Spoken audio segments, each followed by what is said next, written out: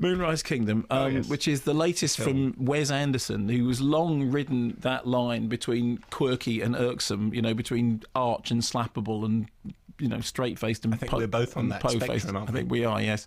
So best works are, Rushmore, Royal Tenenbaums. The Life Aquatic with Steve Zissou. Do you remember going to see that with you went to see it with me, didn't you? I laughed all the way through and you didn't laugh at all. I laughed inside. Okay, fine. I laughed on the outside.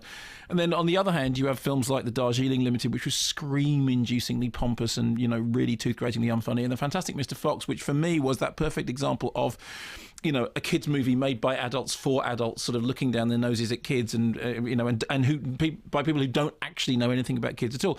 And the thing with him is that his films don't so much have an air of emotional detachment as a smog of emotion, a fug of emotional detachment. You can barely see through the great big steaming emotional attachment. He can also be held responsible to some extent for what's known, I suppose, in film academic circles as smart cinema, which is, I think more rightly called clever cinema.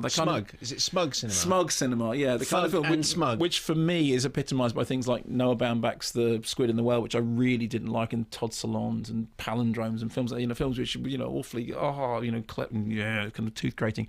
This, however... No, but they're not even because they're American. They're ha-ha. I can't do it. They're kind of that sort of New York, spag bowl, red wine, sitting around in brown corduroy jackets and slapping each other on the back for understanding why those movies, Spag bowl and red wine. Yeah, that sort of 70s...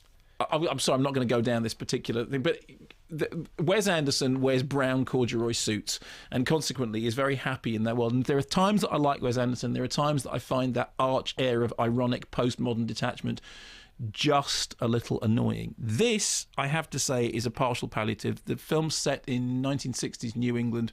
I think it's called New Penzance is the area they call it. It tells the story of an orphan kid who's a khaki scout and the young daughter of dysfunctional lawyer parents. And the two kids are both sort of social outcasts. They decide to run away together, run away into the woods.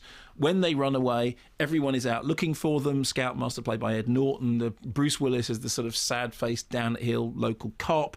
The young girl's parents, Frances McDormand and Bill Murray. Bill Murray wearing his most fantastically sour face and walking.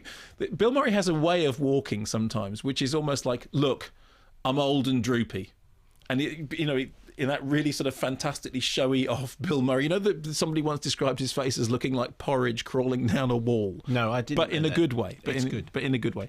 So anyway, the central thing is, of course, the kid's disappearance sparks a crisis within the adults, which is immediately the thing which makes me think, once again, it's not about the kids, it's about the adults. But that may not be the case this time. Here's a clip. You're Captain Sharp. That's correct. I'm social services. I remanded the boy into your personal custody. You're responsible for his safety. I'm told that he's just been struck by lightning. It's the first I've heard of it. It's true. Scoutmaster Ward, I presume? Yes, ma'am. Your reputation precedes you. You two are the most appallingly incompetent custodial guardians social services has ever had the misfortune to encounter in a 27-year career. What do you have to say for yourselves? You can't do this. They'll eat him alive in there. Where? What's the name of the place again? Juvenile refuge. Juvenile refuge.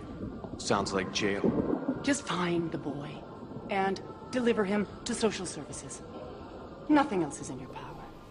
That's Tilda Swinton there as a character who is called Social Services, who is basically Scary Mary Poppins meets Nurse Ratched. She comes in wearing this kind of absolutely bright blue outfit and is brilliantly Tilda Swinton and brilliantly terrifying. And she's quite scary. Oh, she's great. She's fantastic. Yeah, I mean, it's a really perfect bit of casting. I mean, and she is referred to all the way through as Social Services.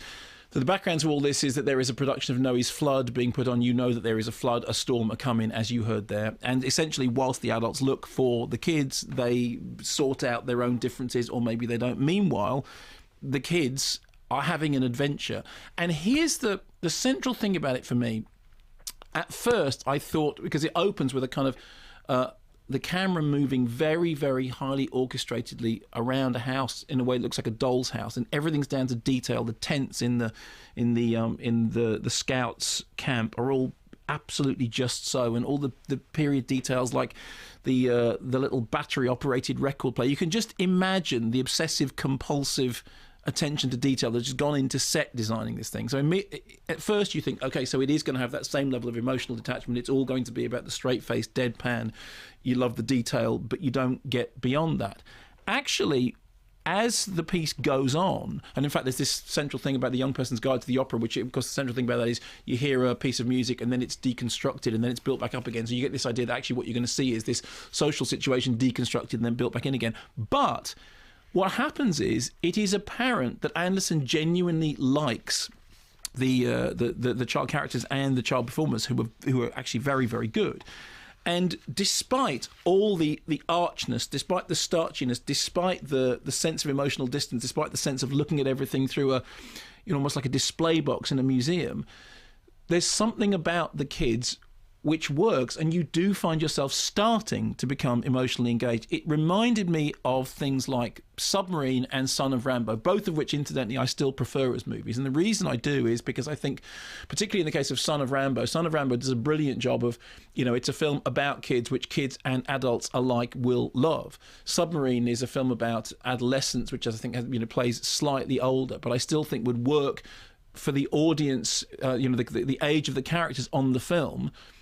The audience of the same age would get it. In interviews, talking about this, Wes Anderson has mentioned Ken Loach's Cares, although actually, of course, in the background of it, there's, I suppose, Swallows and Amazons and Lord of the Flies. That classic kids' adventure thing. You go off into the woods with a scout knife, a pocket knife, and a tent, and you go off and you form an alternative world away from the world of the adults. There's a thing at the beginning of Swallows and Amazons. Have you ever read Swallows and Amazons? Yeah, many years ago. When very early on, one of the kids rings up their dad to say, "Oh, we're going off to an island. Is that all right?" And the dad says, "It's fine. If anything happens to you, you deserved it." It's that kind of, that sort of old-fashioned, yes, fine, it'll be character. Famous Five. Famous Five, all the time going off in with the middle nothing of but a bottle of, ginger pop between them. So there is that sense running. And funnily enough, what happens is, because there is Lord of the Flies and there is darkness and there is archness and there is, all that postmodern, ironic, emotional detachment going on, but the kids and their central Jared Gilman and Cara Hayward, because their performances are so involving, you do actually start to get emotionally involved in the characters.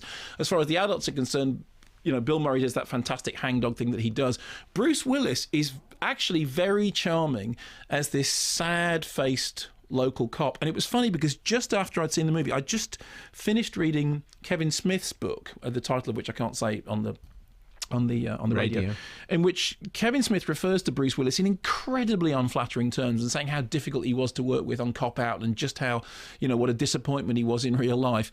And then you see him doing this in this film and you think, you know what? The fact of the matter is everybody working on Cop Out knew that it wasn't any good. And if Bruce Willis really did behave as Kevin Smith describes in the book, it probably had to do with the fact that he knew that the movie wasn't any good. And I'm sorry about this, but the fact of the matter is everyone knew Cop Out wasn't any good. And Kevin Smith at the time said, all these critics giving me a hard time. No, Kevin, you knew, and clearly Bruce Willis knew. And Bruce Willis in this film does a very good, a tender performance, which is not something you often think about Bruce Willis, but actually when he wants to be, when he's given proper material and he's properly directed, he can do very, very well. At its very best, this has something of the charm of Jeremy, which is that film that I absolutely love about, young adolescent love. I really, really like that. It's closer in tone to Submarine, the idea of the two outcasts being joined together by something which is bigger than everything else. It isn't, for my money, as likeable a film as that, but in terms of the Wes Anderson oeuvre, it is a very Wes Anderson film, but there are at least cracks in the emotional armour.